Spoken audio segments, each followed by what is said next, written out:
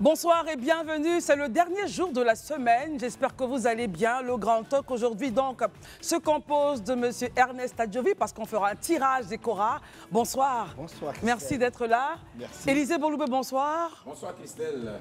Herman Aboua, bonsoir. Bonsoir Christelle, bonsoir chers amis chez vous. Barry, bonsoir. Docteur Barry, bonsoir. Merci d'être avec nous, le Grand Talk démarre maintenant.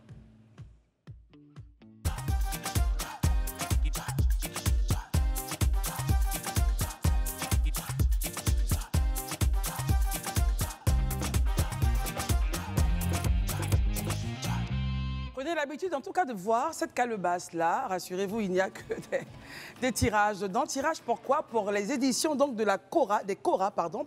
La 13e édition des Cora qui aura lieu, comme à l'accoutumée, à Sun City, en Afrique du Sud, South Africa, n'est-ce pas? Mais Christelle, je crois que je vais vous décevoir, c'est pas Sun City, mais c'est à Johannesburg cette année. Oh, moi je voulais qu'on aille à Sun City. Mais on ira forcément prendre un pot là-bas.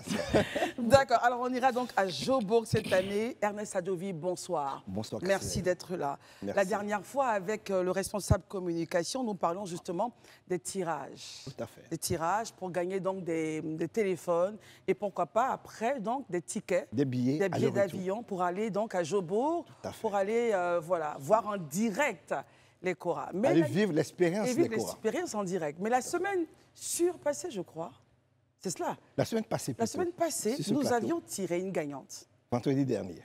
Et nous avons un élément justement qui montre un peu cette gagnante et comment est-ce qu'elle reçoit son cadeau. Regardez, et on débriefera après. Bonjour, je suis Koulibaly Marianne.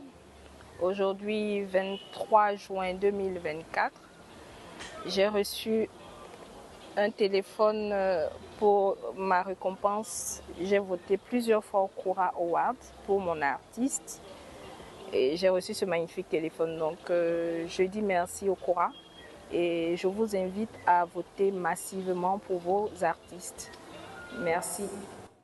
Alors donc, ce n'est pas un fake, vous voyez, à chaque fois que vous serez tiré au sort, vous serez donc présenté sur le Grand Talk pour dire, voilà, c'est du réel. Et puis, on espère en tout cas que les prochains gagnants auront le billet d'avion. Ernest Adjovi, oui. Alors quelques points, quelques éléments. C'est donc, ce sera en décembre, le 1er décembre 2024 à Joburg. Tout à fait. Ce tirage-là gagne quoi? On gagne toujours un téléphone? Ce soir, ce sera un téléphone. Après, ce sera des billets et puis d'autres choses que nous allons annoncer prochainement. Nous sommes toujours en négociation avec les partenaires, donc il y aura beaucoup de présents. Très bien. Alors, qui a la main innocente, assez innocente et pure, pour aujourd'hui offrir un téléphone? Innocente, mais innocente et pure. Une main innocente et pure. Je pense que vous n'êtes pas au bon endroit. Peut-être qu'il faut quitter ce plateau. C'est pourquoi? Parce que vous tous, vous n'êtes pas simples, c'est ça. Suspect. Demandons, alors, on demande à Charles. On va demander à Charles, justement, de l'équipe d'Ernest Adjovi, qui va nous faire un tirage en bonne et due forme. C'est donc voilà, c'est la volonté donc de M. Ernest Adjovi. On va donc y aller. Remuer, on est tous là, on vous regarde. Non, mais remuez bien. Il y a un qui est tombé là. Ne visez pas sa chance. Alors, ce qu'on va faire, allez-y. Voilà. Parce que la façon dont vous faites, c'est... Voilà, et après, on va remettre dedans. Il faut bien remuer pour que chacun ait la chance, n'est-ce pas, de pouvoir... d'être tiré au sort. Voilà.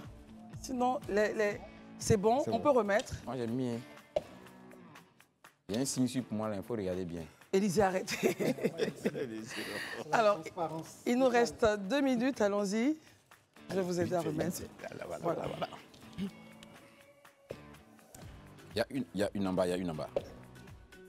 Allez-y. T'as qu'à la tirer en même temps. Oui, allez-y. C'est bon.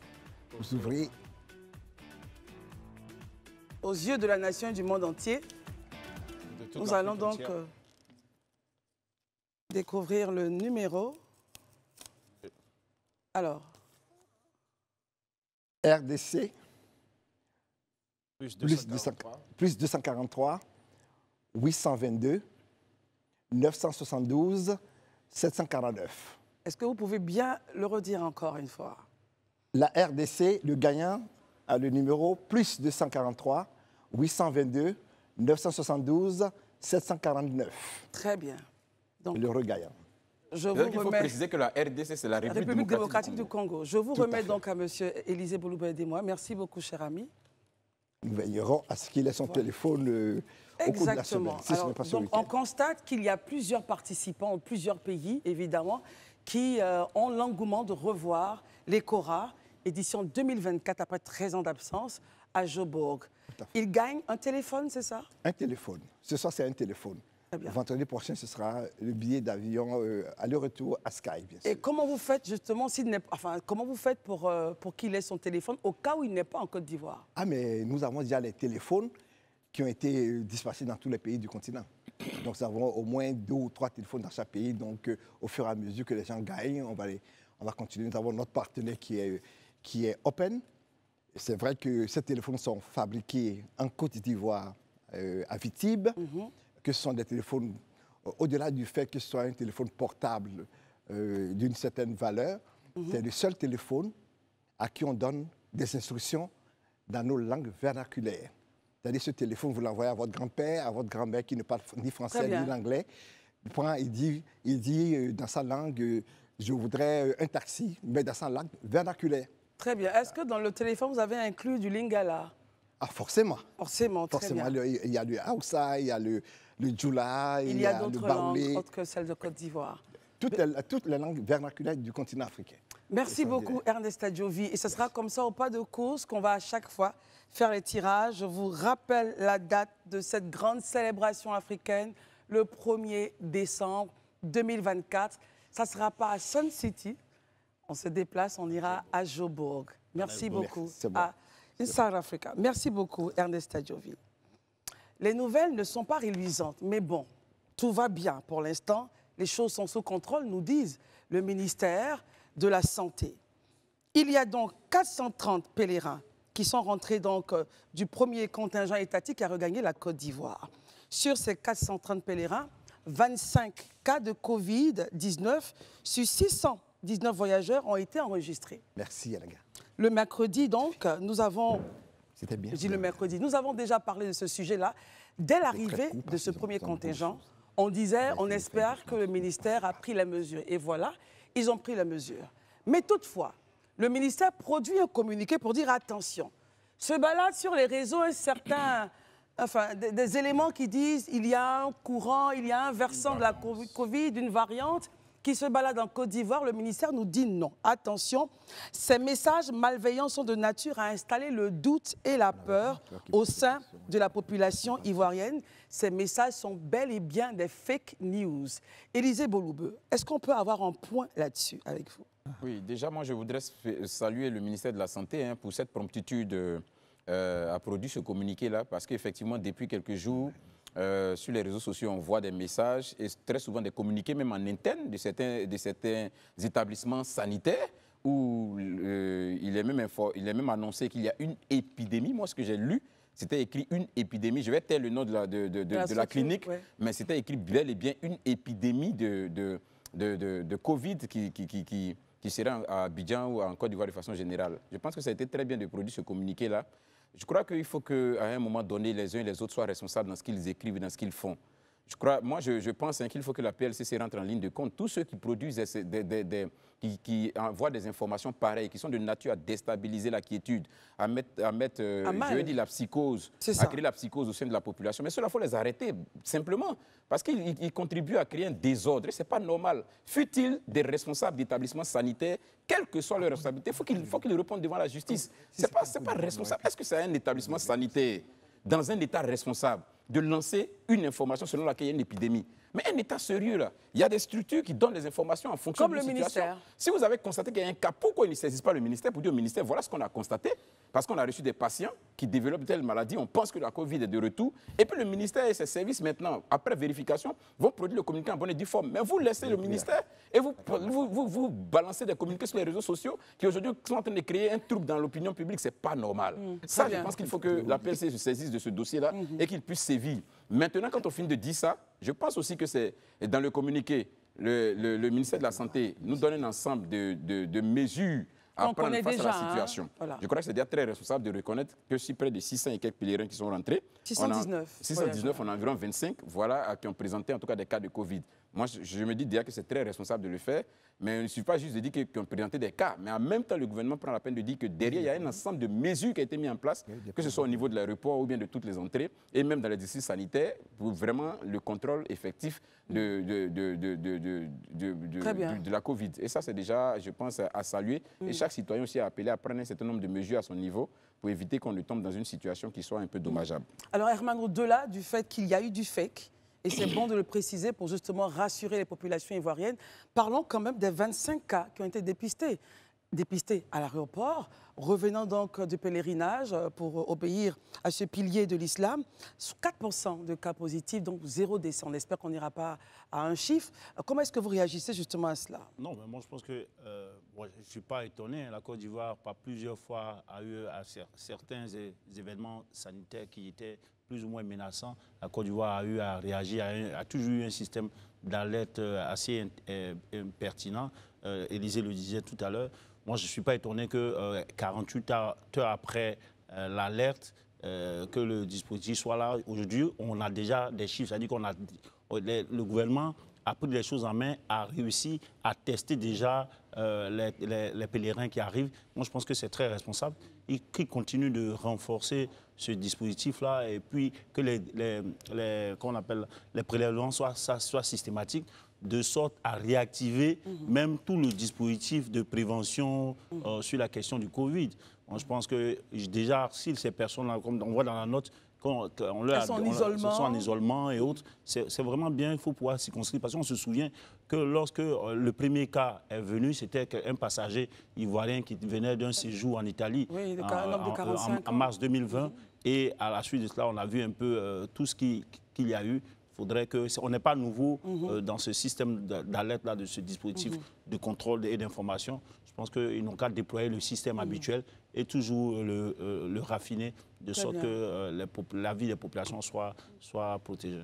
Barry, le ministère recommande également ces mesures qu'on a connues, hein, les mesures suivantes pour assurer la population ivoirienne. Ce n'est pas nouveau pour nous.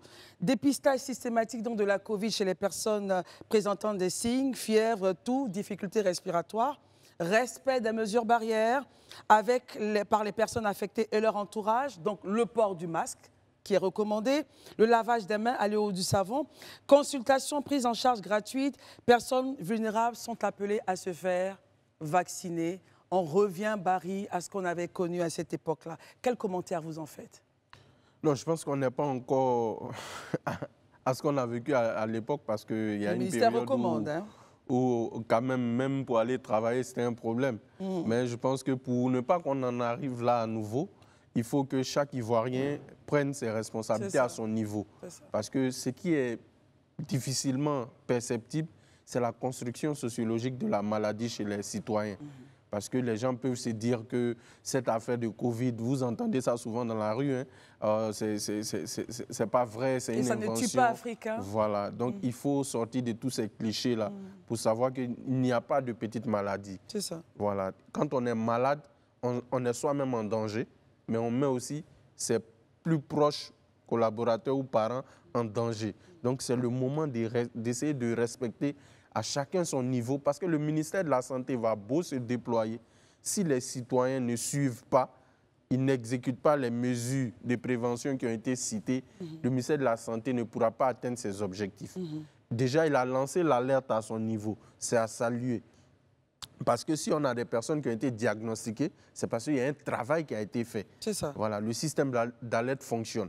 Maintenant, il faut aller au-delà du système d'alerte pour que chacun puisse, à son niveau, se remémorer de ce qu'on a vécu en 2020 et 2022. Et donnons quelques chiffres, Barry, ça va peut-être aider justement à faire en sorte qu'on fasse attention. Voilà. De mars 2020 jusqu'en juillet, on va dire jusqu'en juillet 2022, on a eu maximum 84 000, on va dire environ 248 cas.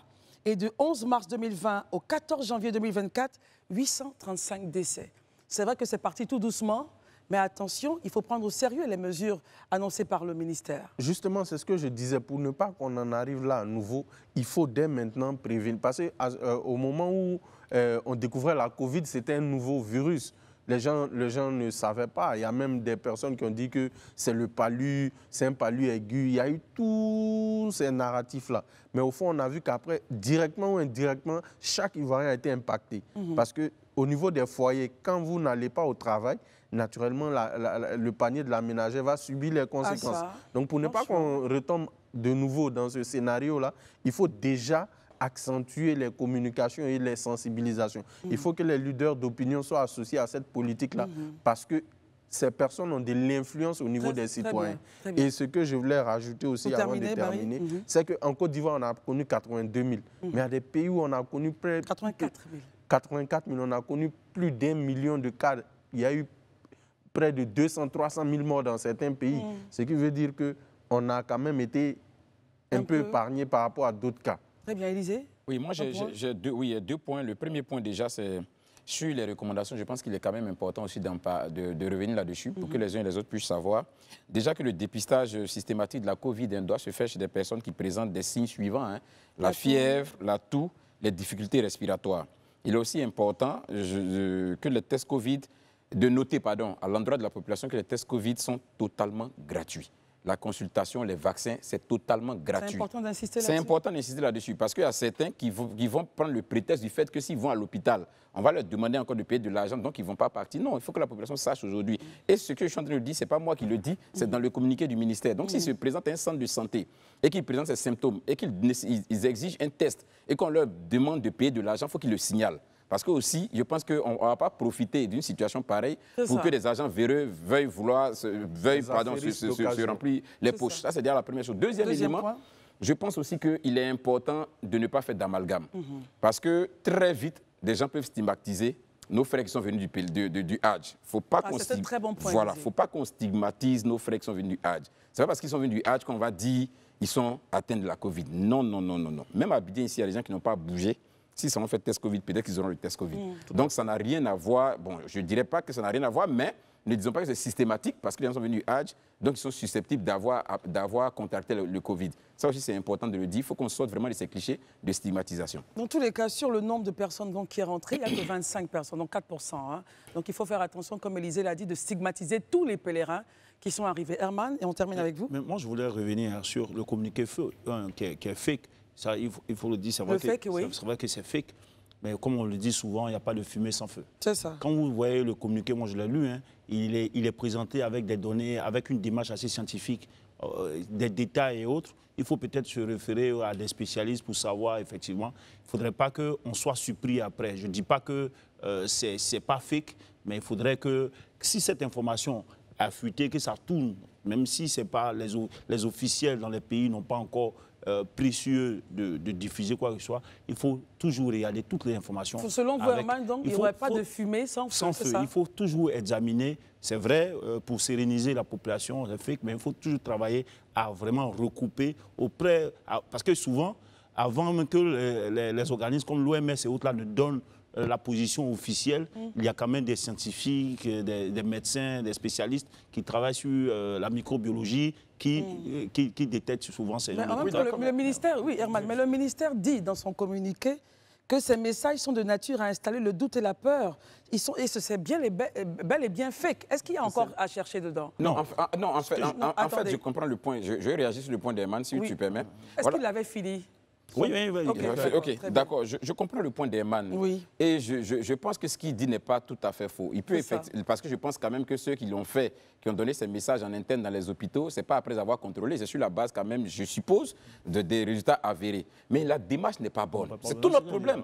Ça veut dire, aujourd'hui, on est dans un système quand même où il faut qu'il y ait une voie publique qui puisse... Parce que vous voyez justement que la méthode qu'ils ont empruntée, en lieu et place à produire le résultat contraire. C'est-à-dire, au lieu de permettre aux gens de prendre des précautions, les gens sont apeurés, ça crée une psychose, alors que c'est ce qu'il fallait éviter. Si vous avez constaté, vous saisissez les services du ministère, c'est comme moi, par exemple, je prends un exemple simple. Je prends un exemple simple, on rentre par exemple dans le cas de l'élevage. Je constate par exemple que mes bêtes sont en train de mourir à cascade. Ce que je dois faire, ce n'est pas d'allaiter toute la population, vous dire que non, mais je saisis les services vétérinaires pour qu'ils viennent constater et après maintenant, ils sortent un communiqué qui permet aux uns aux autres de savoir la conduite à tenir. Mais on ne peut pas faire... Le point, c'est que le ministère, le fait qu'il nous dit qu'il y a une variante. Le ministère dit que c'est fake. Donc il n'y a pas de variante en Côte d'Ivoire. C'est sur ça qu'on s'assoit, puisque c'est ce que le ministère a dit. Maintenant, le point d'Herman, c'est de dire il n'y a pas de fumée sans feu. Est-ce qu'il n'y aurait pas peut-être quelque chose à regarder? Nous, on s'en tient donc au communiqué produit par les instances de la santé en Côte d'Ivoire, Herman, et puis on va passer à Barry. Tu as bien fait de dire tout à l'heure que le point en Côte d'Ivoire, effectivement, il n'y a pas cette variante. Moi, ce que je dis, c'est que la variante, aujourd'hui, on a tout à l'heure rappelé comment est-ce que la Covid-19 est arrivée en Côte d'Ivoire. Oui. C'est toujours les touristes qui viennent ou bien les gens qui viennent en mission et autres, quelqu'un qui envoie ça de quelque part, n'est-ce pas? Donc je veux dire que si la variante n'existe pas en Côte d'Ivoire, c'est vrai, et que ça, Dieu merci, et que ça existerait ailleurs, même que ça n'existerait pas et que officiellement que l'information ne soit pas encore donnée, il faut toujours...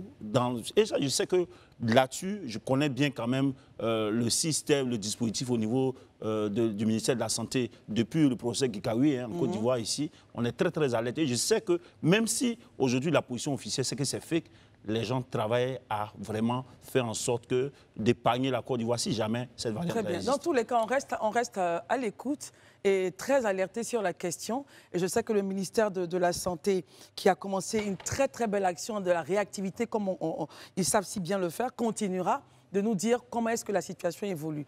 Pour l'instant, en Côte d'Ivoire, on retient qu'il y a 25 cas sur 619 voyageurs rentrés et que la chose est sous contrôle. Barry, avec vous, j'aimerais qu'on revienne sur les mesures, les recommandations. Je ne dirais pas les mesures barrières, mais les recommandations du ministère, et on termine ce point. Non, je pense que le ministère a bien fait de rappeler ces recommandations-là. Vous savez, on a parlé tout à l'heure des victimes, environ 84 000. Entre les diagnostics, on a cité le nombre de décès. Mais est-ce qu'on a perçu ceux qui ont été traumatisés par la maladie? La Covid, il y en a qui ont fini traumatisés. C'est ça. Quand on prenait un pays comme l'Afrique du Sud, on a tous assisté à l'émeute de la faim en Afrique du Sud. C'est ça. Il y a eu des morts, il y a eu de la violence. Mais ici, en Côte d'Ivoire, comme globalement, il n'y a pas eu beaucoup de décès, on n'a pas peut-être perçu qu'il y en a qui sont sortis de cette épreuve-là traumatisés parce que peut-être l'activité économique a pris un coup, d'autres peut-être ont développé d'autres maladies, ils ont développé le stress. Donc il y a toutes ces personnes-là qu'on n'a peut-être pas prises en compte. C'est pourquoi je dis et je répète qu'il faut que chaque Ivoirien à son niveau prenne connaissance des mesures barrières qui ont été listées.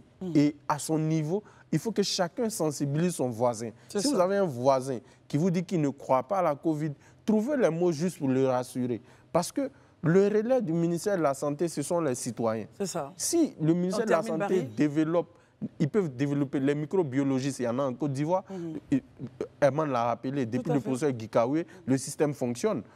On a eu la grippe aviaire au temps du président Gbagbo qui a globalement été bien géré. Mais, même l'Ebola. Voilà, même Ebola. On a un système qui est très réactif. Voilà, mais pour renforcer le système, c'est le citoyen qui doit être au cœur. C'est cela. Parce que les microbiologistes, eux, ils font des prélèvements, mais ils ne vont pas forcément au contact du citoyen. Ce sont les citoyens qui doivent aider l'État. Merci beaucoup.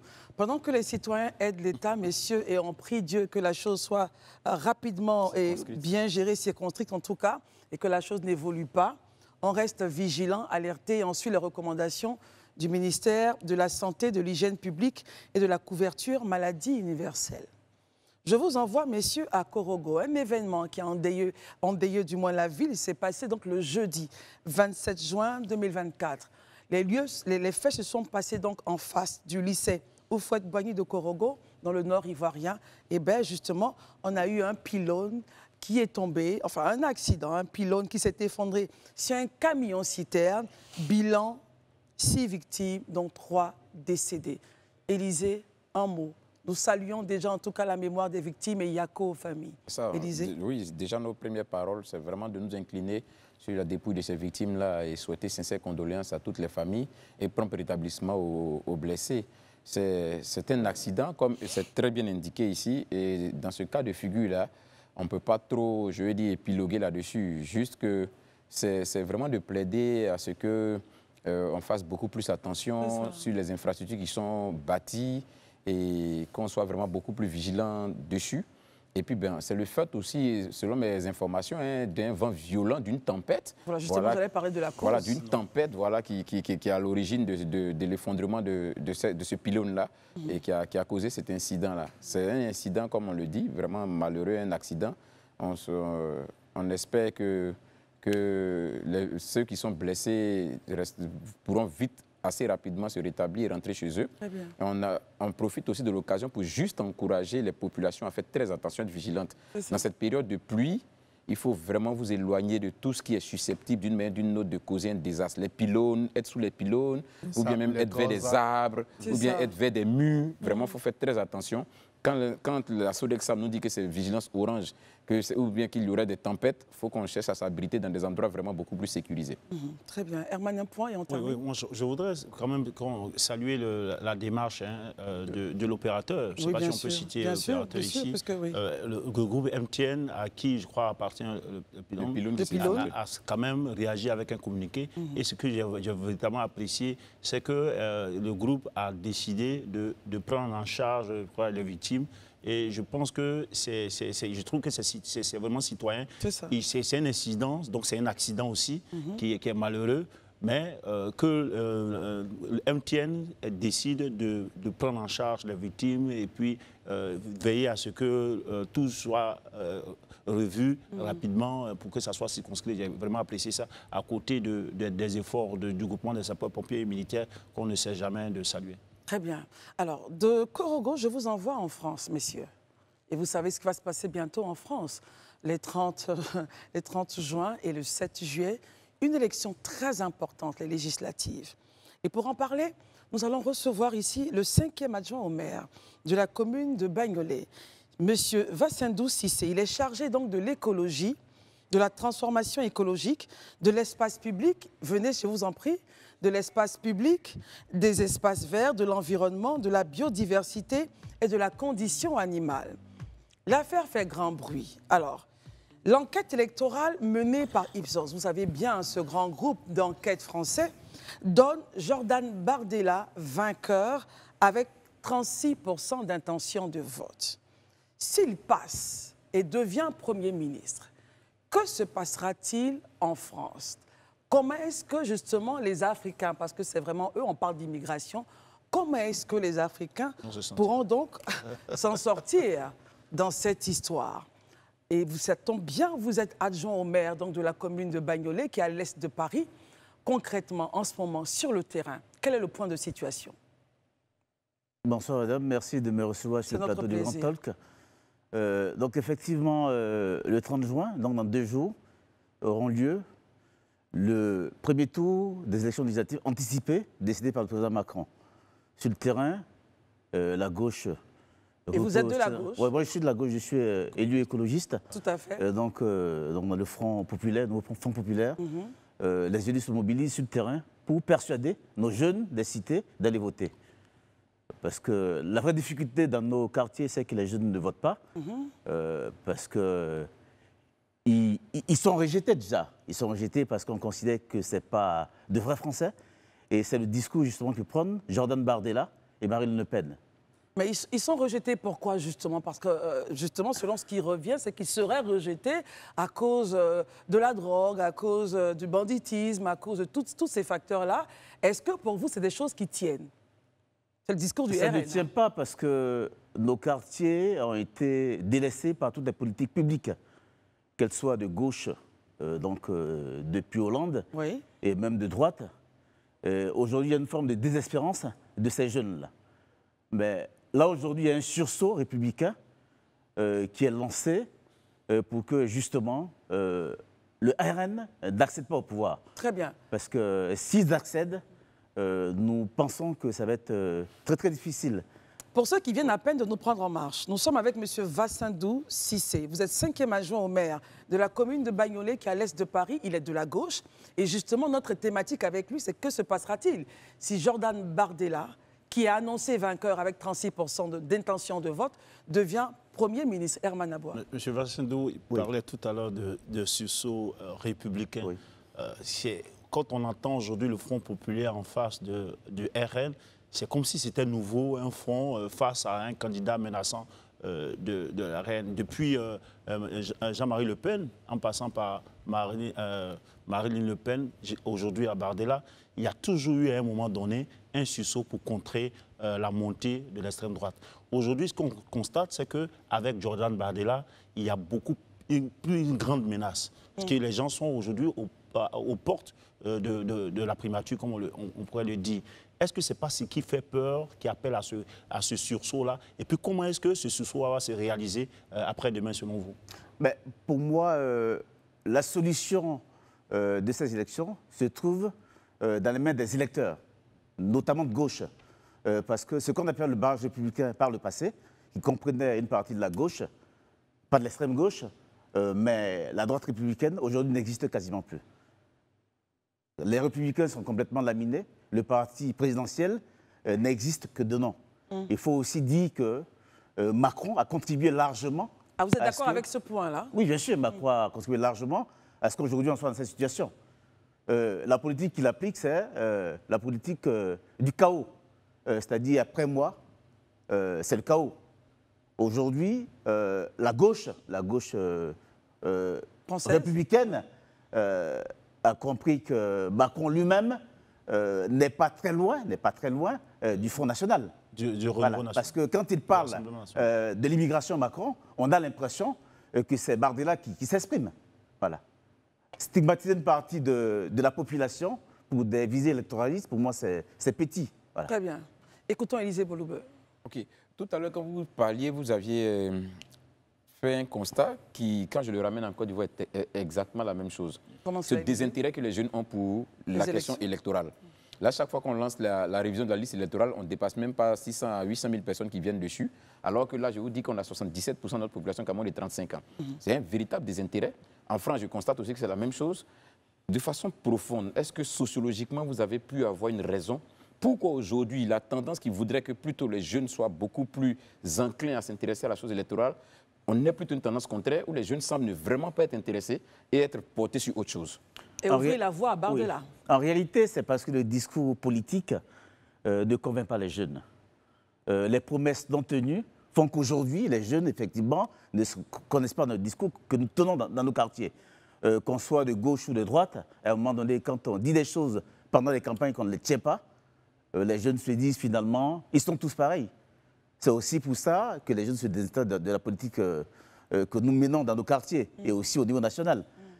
Pour que les jeunes puissent effectivement s'intéresser à la chose politique, il faut que nous puissions tenir les promesses que nous tenons pendant la campagne. Pour l'instant, on est à 2 jours. Oui.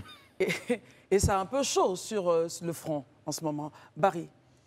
Alors, M. Cissé, est-ce que ce ne sont pas l'échec des partis traditionnels qui ont renforcé le RN? Parce que quand on regarde, depuis la présidence du président Chirac jusqu'au président Hollande, qui n'a même pas pu se représenter parce qu'il était globalement impopulaire, est-ce que ce ne sont pas l'échec des partis traditionnels qui ont donné cet avantage au RN sur les autres? Maintenant, deuxième question, est-ce que vous, au niveau de la gauche, le Front populaire, est-ce qu'à un moment donné, les égos ne vont pas prendre le dessus? Parce qu'on voit les idéaux de l'extrême gauche avec M. Mélenchon, qui ne fait pas forcément l'unanimité, M. Glucksmann à gauche. Est-ce que vous pensez que les égos ne vont pas vous pénaliser? Mais la question aujourd'hui, c'est qu'il ne s'agit pas d'égos. C'est vrai que Mélenchon peut cliver, mais aujourd'hui, ce n'est pas Mélenchon. C'est aujourd'hui une partie de la population française stigmatisée qui est mise à côté. C'est cette population-là qui a compris qu'aujourd'hui, avec l'avènement du RN au pouvoir, ça va être encore plus compliqué pour elle. C'est vrai, l'échec des partis politiques classiques y a contribué. Mais Macron n'était pas d'un parti politique classique. Mais c'est lui qui a renforcé aussi le RN. Mais il a été biberonné par le président Hollande. Oui, mais il n'était pas encarté au Parti socialiste. Alors, essayons de voir maintenant ce cas de figure qui est annoncé par tout le monde. Si Jordan Bardella réussit à devenir Premier ministre, concrètement, que se passerait-il? Ce qui va se passer, c'est que les partis politiques de gauche et la population française stigmatisée va résister. En faisant quoi? Par des manifestations dans les rues, pour contester justement cette élection-là de Bardella. Mais en même temps, cette élection, il aurait été choisi par une partie de la population. Ben, aujourd'hui, c'est vrai. Est-ce qu'on ne risque pas d'avoir des affrontements? Parce que si vous manifestez, les autres viendront également manifester. Bien sûr. Ce que je suis en train de dire, c'est que les instituts de sondage disent ce qu'elles veulent.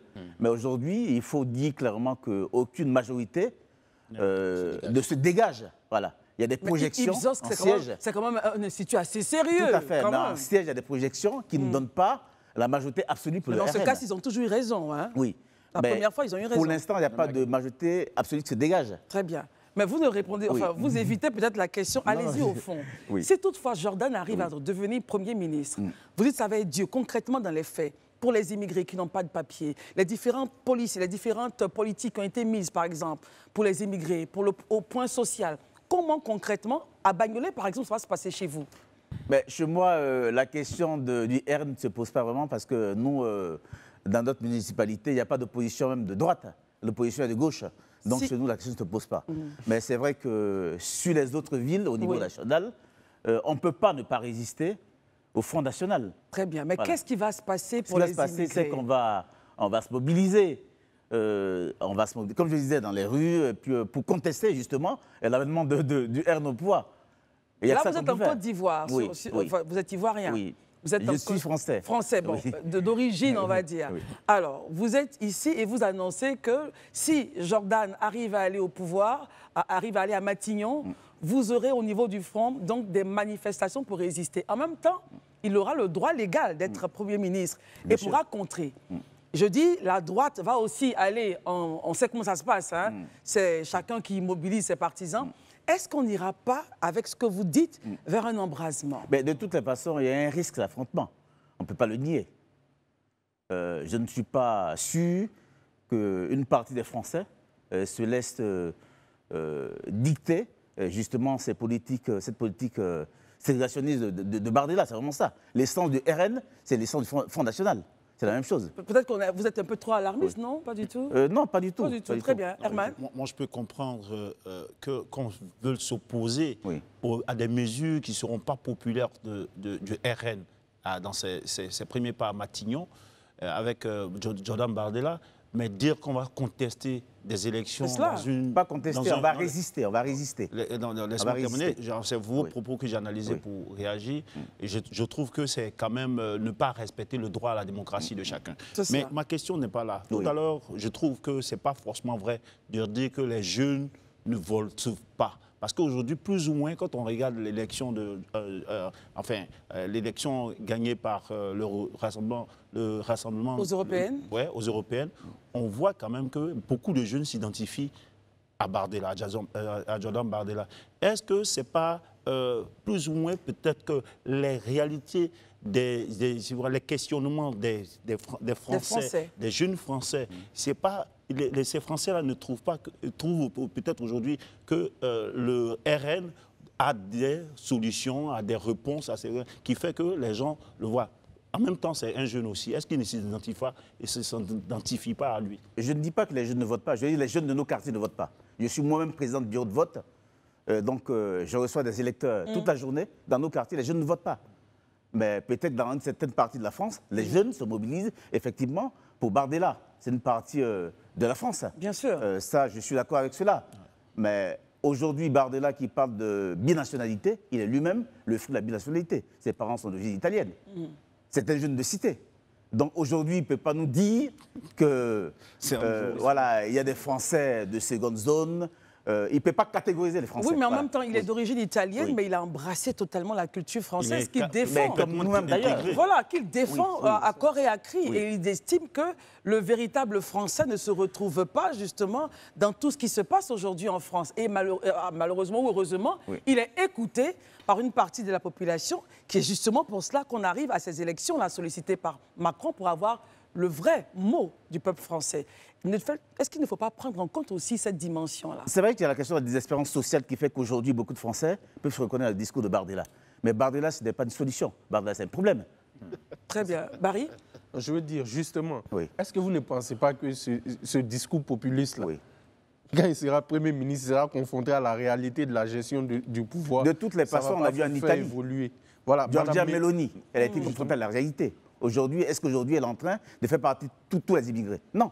Justement, c'est le fond de ma question. Ce que je dis, c'est qu'on va résister. Est-ce que Bardella ne produit pas un discours de campagne pour être Premier ministre? Parce que faire la campagne, c'est une chose, mais gérer le pouvoir, surtout un Premier ministre d'un système présidentiel, il ne fait pas ce qu'il veut. Je veux dire que ce n'est pas Macron, Bardella, ce n'est pas Macron. Il aura quand même la majorité, Babary. Donc, est-ce que vous ne pensez pas que vous êtes trop alarmiste concernant Moi, je ne suis pas alarmiste parce que je pense que le danger de l'accession du RN au pouvoir est réel. On ne peut pas le minimiser. On a minimisé pendant les élections européennes. Aujourd'hui, je pense que celui qui est responsable, c'est Macron. Il n'y avait pas d'enjeu national. Pourquoi dissoudre l'Assemblée nationale? Mais la Constitution française lui donnait ce droit. Non, s'il n'y a pas d'enjeu national, rien ne l'obligeait à dissoudre. Donc, pensez-vous que Macron devait démissionner sur le RN? Non, pas du tout, pas du tout. Il ne doit pas démissionner. Il reste président. Ce n'est pas prévu par la Constitution. S'il veut démissionner, il peut démissionner, mais ce n'est pas prévu. Alors, on termine maintenant. Oui. Quel message vous avez en direction donc des Français ou des Français de souche, enfin bref, des Français au total, et on termine? Ben, ce que je veux dire, c'est que l'heure est assez grave et que l'accession du RN au pouvoir va entraîner une régression sociale. C'est pour ça que moi, j'en appelle aux jeunes de nos quartiers qui te mobilisent pour aller voter ce jour-là. Parce que être un élu, c'est aussi avoir un discours responsable. Tout à fait. Voilà. On ne s'improvise pas élu. D'ailleurs, c'est pour ça aussi que je suis à Abidjan, parce qu'avec des amis élus, on lance l'Institut français de formation des élus acteurs politiques, qui va aussi démarrer en Côte d'Ivoire. Très bien. Mais n'hésitez pas, quand vous êtes en train de faire la mise en œuvre, à revenir.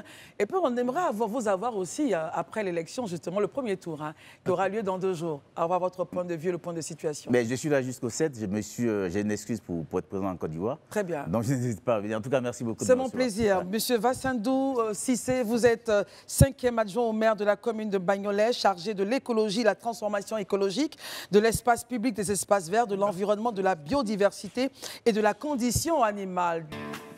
Merci d'être avec nous. C'est la seconde partie de ce temps d'antenne. Sur l'ensemble des filles inscrites dans l'enseignement supérieur en Côte d'Ivoire, seulement 23,8% sont dans les filières scientifiques et 38% en Côte d'Ivoire. Le pays enregistre donc 38% de femmes dans le secteur des TIC. Et justement, pour augmenter ces chiffres-là, nous avons 2 dames qui vont nous parler de Abidjanaise in Tech. Et j'ai beaucoup de plaisir à recevoir ici Sophie Tal, membre de l'équipe fondatrice donc, de ce projet, et Anna Koulibaly, vice-présidente. Bonsoir, mesdames. Bonsoir. Merci d'être là pour ce beau projet. Parlez-nous en plus large d'Abidjanaise in Tech. Pourquoi un tel projet après ce que je viens de dire? Alors, donc, Abidjanaise in Tech est un club d'affaires qui a été créé en mars 2023. Justement dans le but de mettre en lumière ces femmes-là qui impactent en fait l'écosystème tech ivoirien. Donc, mais pas que l'écosystème tech ivoirien. Vous l'avez si bien dit, on a 38% de représentation féminine dans le domaine des TIC. Et pour nous, il était important de pouvoir en fait mettre en lumière non seulement celles qui sont déjà dans ce domaine-là, mais en plus de ça, attirer beaucoup plus en fait de femmes à s'intéresser au domaine de la technologie, parce que c'est un domaine qui quand même reste encore avec beaucoup de préjugés, comme étant un secteur très masculin, alors qu'il y a plein de métiers aujourd'hui avec les nouvelles technologies qui se développent et qui n'ont pas forcément besoin d'être assignés à un homme. Et je pense que même d'ailleurs, il n'y a pas de métier assigné à un homme à proprement dit. Donc, très bien, bien sûr. Ouais. Alors avec justement vous, Sophie Tal, essayez de nous présenter un peu les avantages pour les jeunes filles de participer donc à Abidjanaise in Tech, jeunes filles et femmes. Alors Abidjanaise in Tech, nous on a 3 valeurs principales qui vont être tout d'abord inspirées. Donc on cherche à inspirer ces jeunes filles-là au travers de rôles modèles, et pour pouvoir donner envie à ces femmes de pouvoir aller au-delà des plafonds d'argent et pouvoir aller chercher des opportunités. Donc inspirer, ensuite outiller. On va permettre aussi à ces femmes qui s'intéressent à la technologie d'aller chercher des compétences, de développer leurs compétences dans la technologie en faisant des masterclass, en organisant également des événements dans la technologie. Et dernièrement, une des choses les plus importantes que l'on cherche à faire, c'est connecter. Donc développer son réseau. On sait que les femmes, des fois, peuvent être un peu plus timides, de prendre la parole en public, etc. Donc vraiment pouvoir créer un réseau d'affaires pour pouvoir garder ces opportunités et les développer de plus en plus. Élisée? Ok.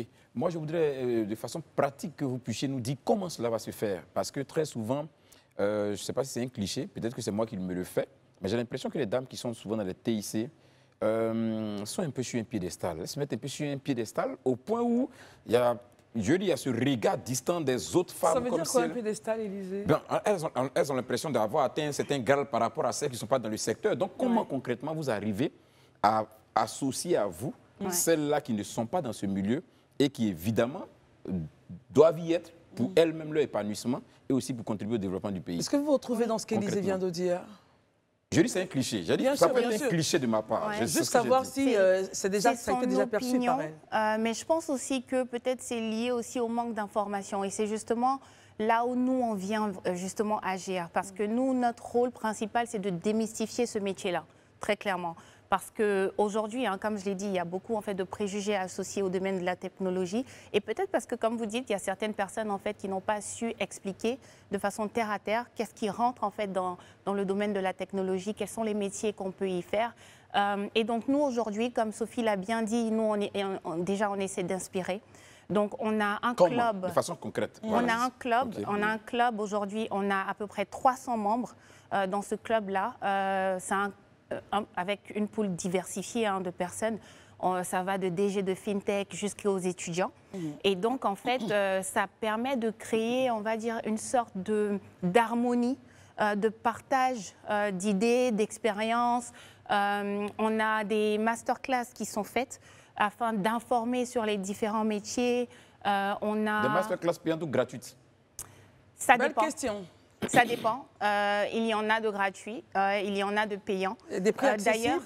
Avec des prix accessibles? Oui, avec des prix accessibles. Parce qu'encore une fois, on a des étudiants et on tient compte de cela dans notre offre. On va bientôt lancer, on a déjà même lancé notre membership, notre moyen d'adhésion. Voilà, la carte d'adhésion. Donc, avec le membre Connect, qui est vraiment, on va dire, l'adhésion qu'on recommande, en fait, de façon générale, qui est à 60 000 francs l'année. On permet justement à toutes celles qui adhèrent au membership Connect de pouvoir, en fait, participer à nos différents événements. On a une newsletter qui est partagée chaque mois à nos membres. Donc un bulletin d'information. Exactement, un bulletin d'information qui mentionne en fait toutes les actualités dans le domaine de la technologie. On a aussi des collaborations qu'on fait en fait avec d'autres organisations, avec d'autres associations justement qui permettent de créer toute cette, je dirais, cette chaîne de valeur. Voilà, cette chaîne de valeur autour de. Barry, question. Oui, vous avez dit tout à l'heure que votre club regroupe plus de 300 adhérents, c'est ça? Est-ce que parmi vos adhérents, il y a des femmes du troisième âge? Je veux dire que les femmes qui ont déjà fait une carrière et qui sont à la retraite. Si oui, quels sont les profils que ces femmes-là ont? Peut-être je peux commencer et puis laisser Sophie Bien sûr, allez-y. Mais oui, on n'a pas de limite d'âge déjà en termes d'adhésion. Parce que, encore une fois, ces personnes-là qui sont déjà peut-être à la retraite, il y a une sorte de reconversion par laquelle ils sont intéressés. Aujourd'hui, en tout cas, la technologie, tout le monde le sait, c'est incontournable. Donc, ça peut être juste simplement utiliser les réseaux sociaux à bon escient. Il y a la possibilité, en fait, de pouvoir avoir ces personnes-là au sein du groupe qui vont vous permettre, en fait, de développer ce genre de compétences. Donc, il n'y a pas de limite d'âge. Et tant bien on peut apprendre de ces personnes-là, nous aussi, on peut aussi leur apporter, on va dire, une sorte de valeur ajoutée en leur montrant comment naviguer en fait ce domaine-là. Savez-vous pourquoi j'ai posé la question? Allez-y, Barry. J'ai posé la question parce qu'on sait que la technologie, c'est quand même récent dans nos habitudes africaines. Et on sait qu'il y a des femmes, vous avez parlé d'influence tout à l'heure, vous voulez influencer, n'est-ce pas? Donc les femmes, il y a des femmes qui ont quand même réussi. Je prends l'exemple du professeur Joséphine Gudi-Wanja, qui est professeur de mathématiques. C'est vrai qu'on parle d'éthique, mais les maths aussi, c'est des milieux où on ne trouve pas beaucoup de femmes. Est-ce que vous associez à ce genre de femmes-là aussi, ne veut pas donner une plus grande envergure à votre club? On va peut-être réagir, oui, allez-y. Oui, on a vraiment tous les types de profils, comme disait Anna.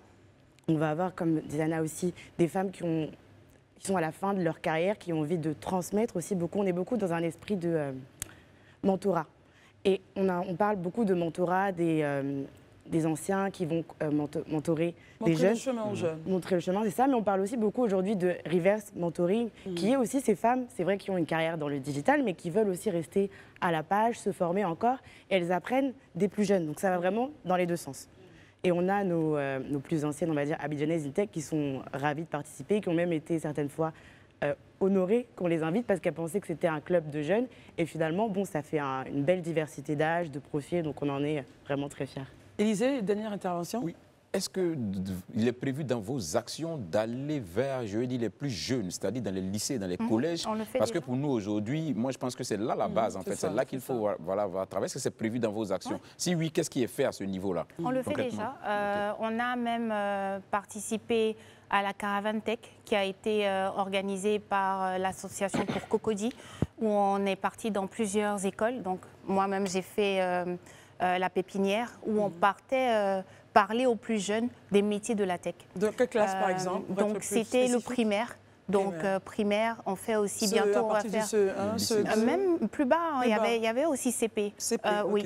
Donc, de façon très simple, on essayait de leur déjà parler du domaine de la technologie pour qu'ils puissent en fait déjà ouvrir l'esprit. S'ouvrir l'esprit sur ce domaine-là. Donc, on utilisait des mots très simples pour leur expliquer des concepts assez compliqués.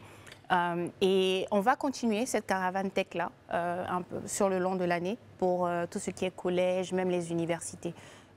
Et on a aussi un programme de mentorat avec l'institution technologique au niveau de Grand Bassam, avec laquelle on fait en fait un programme de mentorat aussi. Très bien.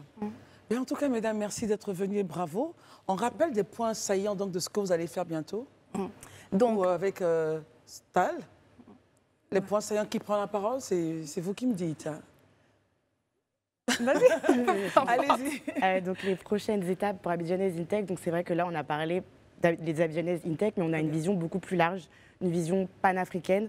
On va ouvrir bientôt d'autres chapitres. Donc, il y a déjà les Togolaises in Science qui ont vu le jour. Et plus prochainement, ce sera les Sénégalaises InTech et également les Kinoises InTech. Mais en tout cas, bravo. Et j'espère en tout cas, avec vous, rêver de voir une femme licorne, n'est-ce pas? Ouais, voilà, c'est vraiment votre souhait. Merci d'être venu. Ouais, je rappelle qu'on recevait pour vos chers amis téléspectateurs Sophie Tal, membre de l'équipe fondatrice de Abidjanaises InTech, et Anna Coulibaly, vice-présidente. Merci, mesdames. Je vous accompagne en nous transportant. On reste à Cocody, mais on se retrouve avec monsieur le maire. Voilà, Yassé qui a célébré ses meilleurs élèves et les femmes de la commune. Reportage. Dans la cour de la mairie de Cocody, une trentaine d'élèves. Tous sont honorés ce jour à l'occasion de la traditionnelle journée de l'excellence organisée chaque année par la municipalité.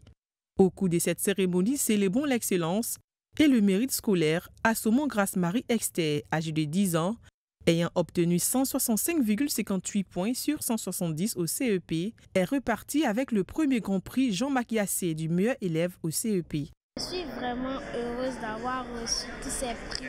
J'encourage tous ceux qui n'ont pas eu le CEP à travailler davantage. Cette initiative de la municipalité de Cocody vise à promouvoir le mérite et à encourager la saine compétition entre les apprenants, avec pour effet une amélioration des résultats de fin d'année académique. Fêter l'excellence, c'est la meilleure des choses qu'on puisse faire.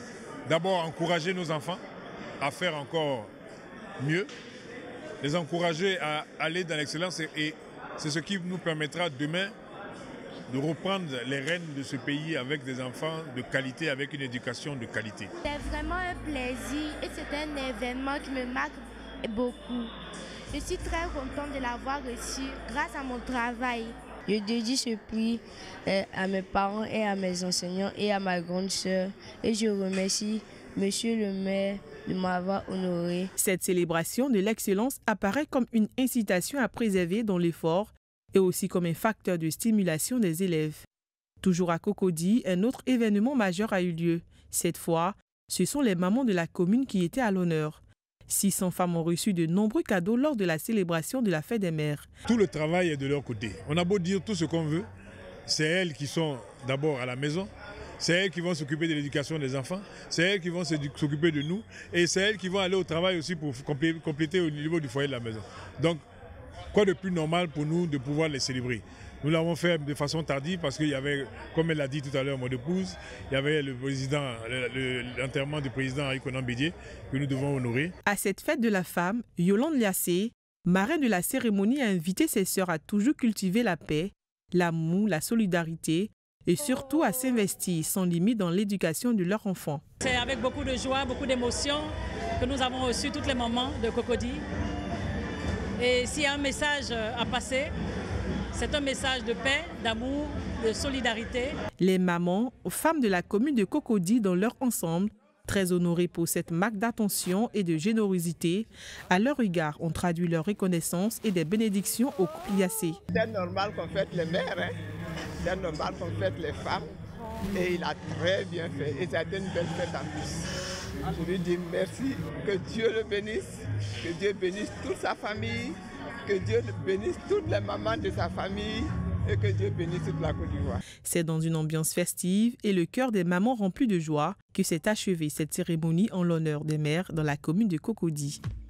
Voilà, et c'est tout à l'honneur du maire Liassé de célébrer les meilleurs élèves et également d'honorer ces femmes lors de la fête des mères. C'est pas Élisée qui me dira le contraire. Non, pas du tout. Je pense que c'est une très très belle initiative. En tout cas, je félicite le maire Liassé pour cette initiative-là. Vous savez, quand on est en responsabilité comme ça, comme un maire, un élu local et autres, en réalité, c'est quelqu'un qui doit être très proche de sa population. Et je pense que ça sont des éléments qui vous rapprochent davantage de votre population.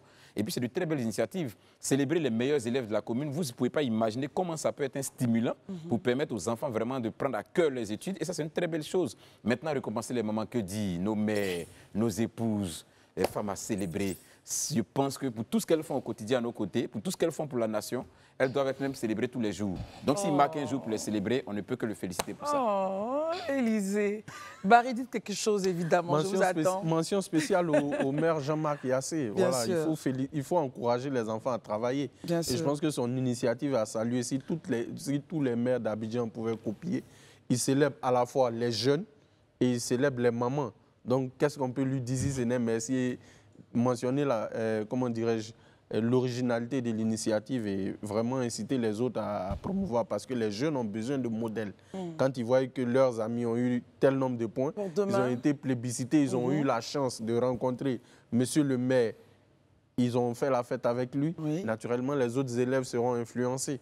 Voilà, donc moi je ne peux que saluer cette initiative de monsieur le maire. Merci beaucoup messieurs d'apprécier donc cette magnifique initiative de monsieur le maire Jean-Marc Liassé de Cocody que nous saluons et de son épouse également qui a honoré les femmes de la commune. Alors, nous allons maintenant, toujours, dans ce dont on va parler maintenant est aussi fait partie de la vie d'une commune et de la nation. On parlera de sport, mais rassurez-vous, on le fera avec Didier Christelle Bomba. C'est la première fois que je rencontre un homme qui s'appelle Christelle. Je demandais à Élisée, je dis Élisée, il s'appelle Christelle, il m'a dit oui. Je dis, il y a des hommes qui s'appellent Christelle. Tout à fait, mon homonyme, bon, enfin, d'accord. Il y a Christelle Sassou, le fils à Sassou. Oui, exactement. En tout cas, bonsoir, merci d'être là. Christelle aussi. Merci d'être là. Merci à vous. Vous avez un nom illustre quand même, c'est très important. Je reçois toujours ces réactions-là dans la rue, au travail. Non, alors, vous êtes le président du comité d'organisation du tournoi de Maracana des entreprises. Absolument. Et nous en sommes à la 6e édition. Tout à fait. Alors, l'initiative de ce tournoi répond à quel besoin? Déjà, j'aimerais vous remercier pour l'opportunité que vous nous donnez. Et comme vous l'avez dit, c'est le tournoi de Maracana des entreprises. Ça se tiendra le week-end prochain, le 6 juillet. Et l'idée de ce tournoi, en fait, c'est de pouvoir combiner le meilleur de deux mondes. C'est ça. Celui du sport et des affaires et du business. Voilà, c'est de ça qu'on est parti. Parce qu'on a constaté que le sport permettait de transcender plusieurs clichés. À travers le sport, on parvenait à lever certaines barrières, vraiment énormément de barrières. On l'a vu récemment avec la CAN. Vous avez vu l'émotion dans laquelle notre président était quand il allait se jeter vraiment de façon naturelle dans les bras des joueurs. C'est pareil, c'est les mêmes émotions qu'on a entre des directeurs de société avec leurs employés, qui souvent n'ont même pas le temps de voir le DG en entreprise. Ils peuvent faire 3, 4, 5, 6 mois sans voir le DG. Mais il arrive ces jours-là qu'ils viennent jouer. Et même quand ils ne viennent pas jouer, ils viennent les encourager. Et c'est la même émotion qui est traduite, en fait. Est-ce que vous avez, c'est mixte, masculin, féminin? C'est masculin, mais L'originalité, mais il y a un mais. L'originalité cette année, c'est qu'on aura un match de gala féminin qui va permettre pour les prochaines éditions d'intégrer une compétition féminine. Voilà, donc... c'est pas facile pour les femmes, mais bon, ça ira. On ne pouvait pas ne pas oublier les femmes parce que partout où elles sont, là où elles mettent la main, Élisée l'a dit, il faut nous célébrer tous les jours. C'est pas moi qui l'ai dit, il y a la réussite. Voilà. Donc on aurait un match de gala féminin. Ça, c'est très bien. Pour pouvoir intégrer à partir des éditions prochaines une compétition féminine. Voilà. Avant de revenir au match de gala pour savoir qui est qui, parlons maintenant de la compétition avec Élisée. Oui, je voulais juste savoir, j'ai vu que c'est le tournoi des entreprises. C'est ça. C'est des entreprises, tous secteurs confondus, ou c'est des entreprises d'un secteur particulier? C'est des entreprises de tous secteurs confondus. Et donc, c'est combien d'entreprises qui sont attendues? De toute taille confondues. D'accord. Et quel que soit le nombre du personnel, le chiffre d'affaires réalisé. Et là, c'est environ combien d'entreprises alors qui sont concernées? En tout et pour tout, depuis la première édition, nous totalisons à peu près 120 entreprises qui ont participé au moins une fois à la compétition. Oh. À l'édition passée, nous étions à 36 entreprises. Et comme le tournoi se joue sous l'égide de la FIMADA, cette année, elle nous a recommandé de réduire un peu le nombre d'entreprises. La FIMADA, on va rappeler, pour la Fédération ivoirienne de Maracana et discipline associée, qui nous a recommandé de réduire le nombre d'entreprises. On avait voulu être 32, mais là, on va partir sur la base de 24 équipes. 24 équipes. Et le lieu sur lequel se tient le tournoi a 3 terrains de Maracana. On aura donc 6 poules de 4 équipes, à raison de 2 poules par terrain, pour que la compétition avance le plus rapidement possible et qu'au plus tard, à 17h, on est fini. Est-ce que Live TV participe? Bien sûr, Live TV participe. Il faut qu'on regarde bien cette affaire, le classement et tout. Hein, c'est très important. Barré. Je suis le Modric de Live TV. Vous êtes à votre 6e édition, n'est-ce pas? Absolument. Et quelle originalité pour cette 6e édition par rapport aux éditions précédentes? D'accord. L'originalité cette année, comme je l'ai dit, on ne le faisait pas avant, on aura déjà le match de gala féminin. D'accord. Ça, c'est la première des originalités. Qui opposera, on peut en parler, qui opposera qui Bon, pour l'instant, on préfère taire les noms. On préfère taire les noms, c'est une surprise. C'est de la politique ou bien c'est de... Non, pas du tout, c'est pas de la politique, mais on préfère taire les noms, c'est une surprise. D'accord. Voilà. Donc, comme je disais, on aura le match de gala féminin comme originalité. Et comme on l'a dit, on veut combiner le meilleur de deux mondes, celui des affaires et du sport. C'est ça. Donc, on aura aussi un espace VIP, mais ce sera un espace au réseautage. On a demandé aux 24 équipes participantes que chacune puisse envoyer au moins 2 membres de leur comité de direction. C'est ça. Pour que dans cet espace de VIP qu'on aura, là, de réseautage, là, les uns et les autres puissent se rencontrer, échanger des cas de visite, faire du B2B, mais aussi du B2C. Ça. Ensuite, chacune des entreprises participantes aura un stand qui lui sera dédié. Stand sur lequel elles pourront faire la promotion de leurs produits et services. Mais aussi, comme on sait qu'on a dit, le sport est vecteur de cohésion, ça permet de lever beaucoup de leviers, beaucoup de barrières et tout ça. On a demandé aussi à ces entreprises de déléguer des ressources de leurs services, ressources humaines. Parce que le tournoi va se dérouler à l'INGS, qui est un institut de formation de la jeunesse, donc des étudiants. Si à travers cette compétition, on peut permettre aussi à nos petits frères de pouvoir, même si ce n'est pas là qu'on va les recruter, mais au moins pouvoir bénéficier gratuitement de conseils, d'orientation pour leur future carrière. Donc, au-delà des étudiants de l'INGS, c'est tous les jeunes de Côte d'Ivoire qu'on invite, c'est toutes ces personnes-là qu'on invite à venir rencontrer ces personnes-là. On aura un cabinet de recrutement qui sera là sur place, vraiment pour ça, une sorte de journée carrière.